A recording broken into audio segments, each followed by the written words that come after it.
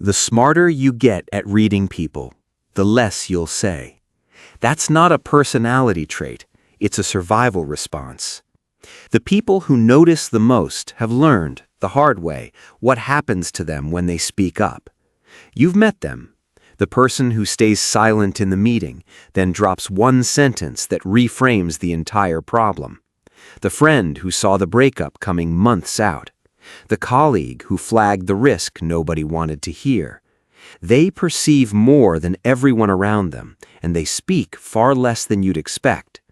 That looks like a contradiction. If you see so much, shouldn't you have the most to say? You should. And that's exactly why you go quiet. This isn't introversion. It isn't shyness. It's a specific psychological cost that comes with high perception, a price most people never have to pay. By the end of this, you'll know why the sharpest people in the room say the least, and whether that silence is protecting you or slowly costing you. First, let's be precise about what we mean by seeing what others don't. It isn't magic. It isn't a sixth sense. Psychologists would call it pattern recognition operating at a higher resolution. Your brain is a prediction machine. It takes in a flood of sensory and social information and constantly compares it against past patterns to forecast what happens next. Most people run this process on low resolution. They notice the big, obvious signals. The highly perceptive run it on high resolution. They pick up micro-expressions, tonal shifts, inconsistencies between what someone says and how they say it. They notice the detail that doesn't fit the story. This is real, and it's measurable. Classic research on expertise by Chase and Simon found that chess masters don't see individual pieces. They see meaningful patterns, whole configurations where a novice sees chaos. The same mechanism applies to people who read rooms, read markets, read other humans. They've simply trained their pattern recognition on the data others ignore. Here's where it gets difficult. When you see a pattern before it fully forms, you're early. And being early is almost indistinguishable from being wrong. Imagine you notice the cracks in a relationship, a business, a plan, long before the consequences arrive. You say something, but the evidence everyone else can see hasn't caught up yet. So to them, you sound paranoid, pessimistic, difficult. The information is in the future, and you're trying to describe the future to people standing in the present. This is the perceiver's first painful lesson. Being right too soon gets punished, not rewarded. By the time the pattern becomes obvious to everyone, your warning is forgotten, or worse, you're resented for having seen it. There's a quiet cruelty in this. The reward for accurate foresight is rarely gratitude. But the early warning isn't even the heaviest weight they carry. When you perceive something others can't see yet, you face a problem of translation. The insight is vivid and complete inside your head, but the moment you try to put it into words, you have to compress it. You have to leave out the dozens of small signals that led you there, because listing them all sounds obsessive. So you state the conclusion without the evidence, and a conclusion without visible evidence sounds like an opinion or arrogance. This creates a specific kind of isolation, not the loneliness of being alone, but the loneliness of being unable to share what you actually experience. You're standing in a different informational reality. You can describe it, but you can't make anyone stand there with you. Over time, that gap teaches a lesson. The effort of explaining often costs more than the silence, so they choose the silence. There's also a direct social cost, and it's well documented. Groups don't actually want the most accurate information. They want cohesion.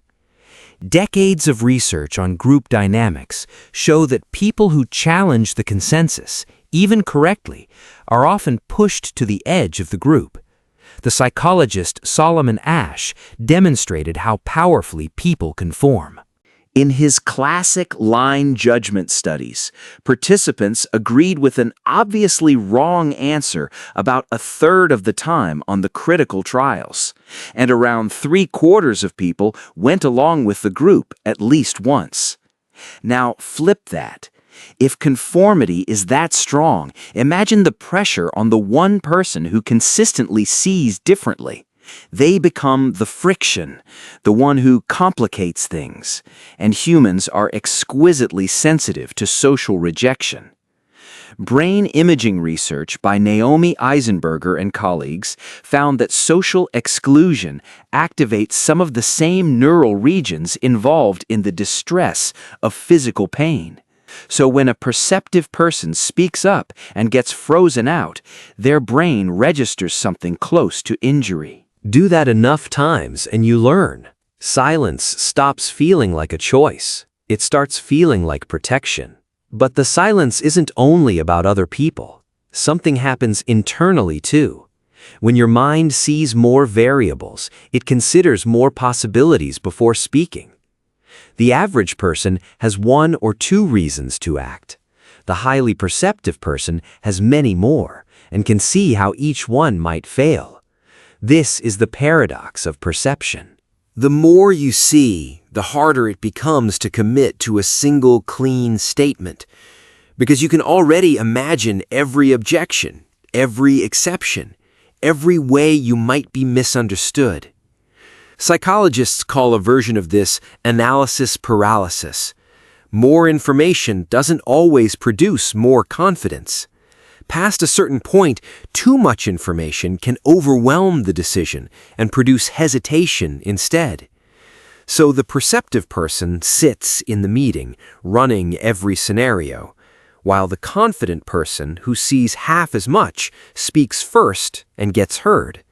The world often rewards the loud and certain over the quiet and accurate.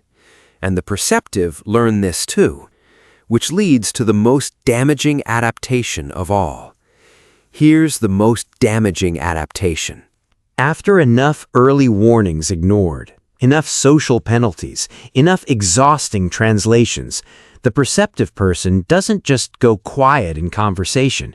They start to doubt their own perception. They think, maybe I'm reading too much into this. Maybe I'm the problem. This is a quiet tragedy, because their perception was usually accurate. They just lacked a community that valued it.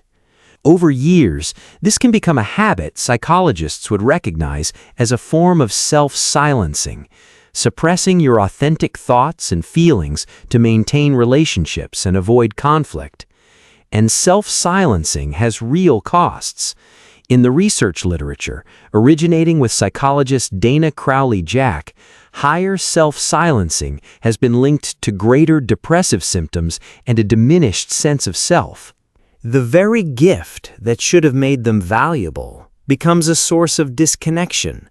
They learn to nod, to agree, to keep the sharp observation behind their teeth, and the world loses access to exactly the people who could have seen the iceberg. But there's another side to this silence, and it's important you don't romanticize the wound. Sometimes the quiet of the perceptive isn't damage, it's mastery, because the truly skilled perceiver eventually learns something profound. Not every observation needs to be spoken.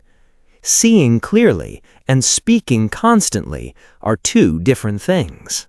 The mature version of this person develops discernment.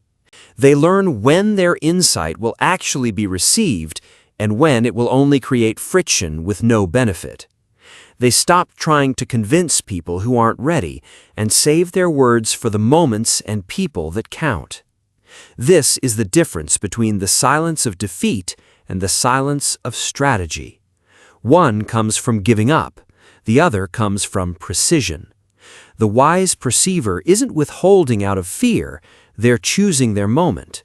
And when they finally speak, people lean in, precisely because they speak so rarely. So if you recognize yourself in this, here's what matters. First, separate your perception from your need to be believed.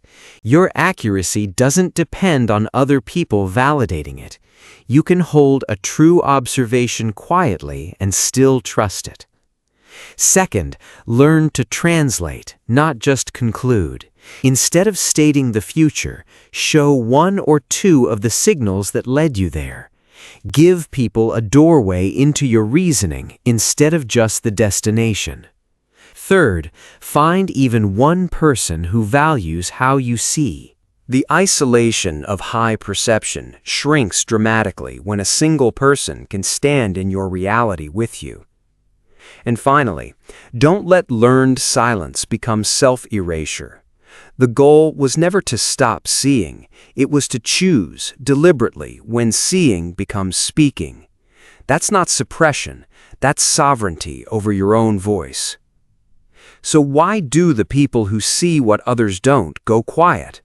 Not because they have nothing to say, because they've absorbed every lesson about the cost of saying it.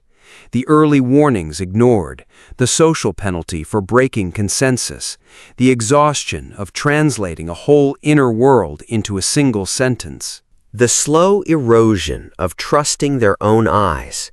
Their silence is a map of everything they've learned about the world. But here's the closing truth. The quiet of the perceptive is not emptiness. It's a full room with the door closed. The task isn't to force that door open for everyone. It's to learn who deserves to be let in, and to make sure, above all, that you never lock yourself out of your own mind. If something here described a quiet you recognize in yourself, sit with it for a moment before you scroll on. Your perception was never the problem. Learning when to share it is the skill of a lifetime. We make videos that lower the volume so you can finally hear yourself think. If that's what you've been missing, subscribe and stay a while.